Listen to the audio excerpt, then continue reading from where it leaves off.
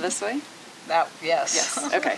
Right. So Lily, if the Earth was just straight up and down, and you walked around me, and you kind of made a circle, right? And this is the sun's light shining. The light would be equal all year round, right? If you keep on going around. So hold it straight up. Yeah. And if you keep walking. So there wouldn't really be any seasons, right? There would always be strongest in the equator and less light at the poles. But obviously that's not how the Earth is, right? It's tilted on an axis. And interesting thing is that, let's say this is the axis. If you drew a line through the Earth, it's pointing always at the North Star. Wow. And the North Star is also called Polaris. Yeah. So the poles of the Earth are always pointing to the North Star. There is a wobble that the Earth does.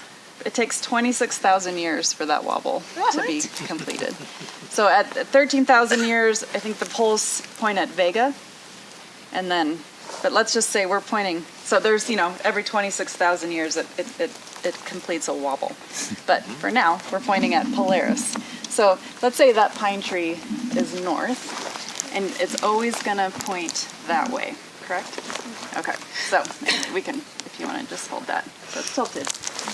Okay, so I'm the sun and I'm shining here, and it's the southern hemisphere that's getting most of the sun, right? And the northern hemisphere is tilted back.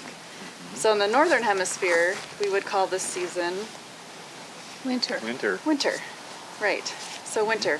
So then, Lily, if you walk around, and 3 months later, here we are, and the sun is shining. This would be the spring equinox, right? And so the Earth is still tilted, obviously, and tilted towards Polaris, but the amount of sun that is shining is equal. Actually, it's a little like you're kind of perpendicular to me, yeah. So it's equal in the north and south hemispheres, right? So this is the spring equinox. And then it really comes and keeps going around here, and I'm the sun, I'm shining on the northern hemisphere. And the southern hemisphere is not getting as much sun, so the days are shorter. And this would be, on the calendar, the summer solstice. Right, so we have winter solstice, spring equinox, summer solstice, and then if we come around again another 3 months, and the Earth is still tilted to the north, it's equal on both the north and south hemisphere. So this is our fall equinox, and this is where we are. This is where we are today, or on Monday officially. So then, if you keep going around, then we're back to the northern hemisphere being tilted away, and then we're at the winter solstice. Oh, that's pretty far too. Yeah, there you go.